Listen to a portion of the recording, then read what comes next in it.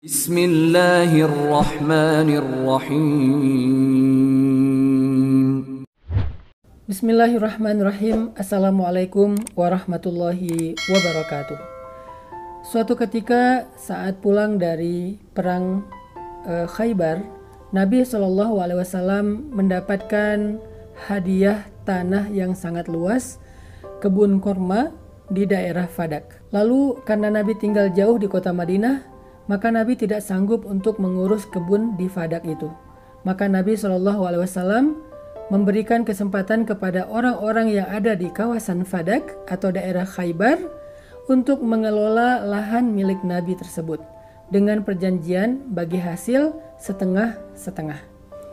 Maka ini menjadi salah satu contoh di antara bentuk investasi yang pernah dilakukan Nabi di masa hidup beliau. Karena Nabi SAW bukan hanya seorang teladan dalam urusan ibadah, bukan hanya seorang teladan dalam urusan dakwah, bukan hanya seorang teladan dalam urusan rumah tangga, tetapi Nabi juga seorang teladan dalam urusan dagang.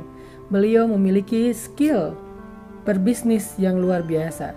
Dan skill berbisnis Nabi itu bukan hanya tentang bagaimana mencari untung, tetapi bagaimana memberi manfaat kepada orang lain.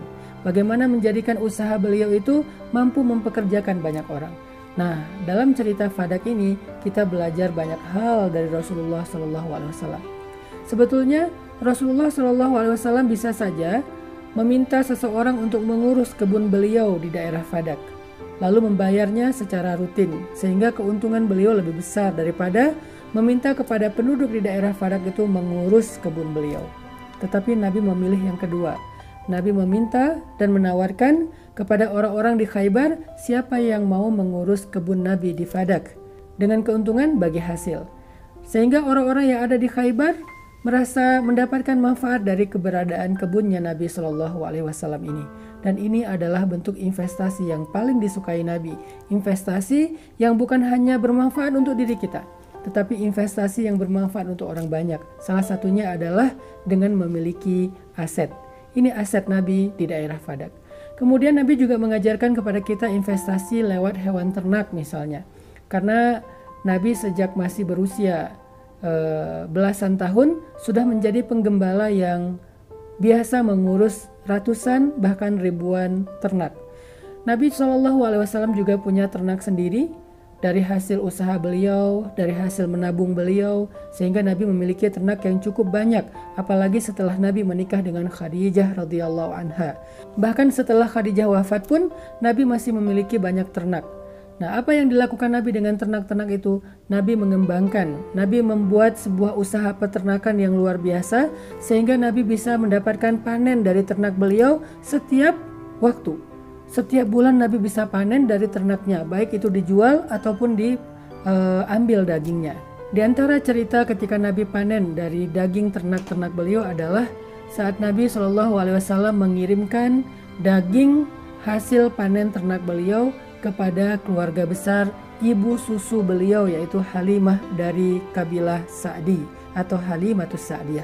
Nabi membagikan daging dari hewan ternak beliau kepada keluarga Halimah Sa'diyah, sehingga dengan begitu mereka mendapatkan manfaat dan kebaikan dari aset ternaknya Nabi SAW. Nabi juga pernah memberikan daging dari ternak beliau kepada keluarga besar Khadijah, keluarga besar ibunya Aminah, begitu juga dengan yang lainnya. Di sini kita belajar bahwa ternyata salah satu di antara investasi yang disukai oleh Nabi itu adalah investasi lewat usaha peternakan, baik onta ataupun domba. Di kita mungkin ada sapi, ada kambing, ada domba, ada ternak ayam dan seterusnya. Semua itu adalah cara mencari rezeki yang halal yang disukai oleh Nabi SAW. Dan yang terakhir, investasi yang paling disukai oleh Nabi melebihi dari dua investasi yang sebelumnya, baik itu aset lahan atau bangunan atau kebun ataupun aset dalam bentuk usaha ternak. Ternyata ada yang lebih disukai lagi oleh Nabi SAW. Apa itu? Investasi dengan sedekah. Allah Subhanahu wa taala berfirman, "Matsalul ladzina yunfiquna amwalahum fi sabilillahi kamatsali habbah kamathali habbatin ambatat sab'a sanabila fi kulli sumbulatin mi'atu habbah wallahu yudha'ifu liman yasha' wallahu wasi'un alim. Perumpamaan, orang yang menginfakkan hartanya, baik itu sedekah, zakat, wakaf, di jalan Allah, maka seperti menanam satu biji. Kemudian biji itu menumbuhkan 7 tunas. Kemudian 7 tunas itu masing-masing memunculkan 100 tangkai. Maka begitulah berkahnya investasi lewat sedekah atau infak fisabilillah. Jadi buat siapapun di antara kita yang senang berinvestasi, apakah dengan menabung, apakah dengan membeli aset, ataukah dengan investasi dalam satu usaha bisnis, maka jangan lupa sesungguhnya ada satu investasi yang lebih baik dari semua itu. Dzalikum khairul lakum, lebih baik dari apapun investasi-investasi duniawi, yaitu investasi lewat infak ataupun sedekah di jalan Allah Subhanahu wa ta'ala.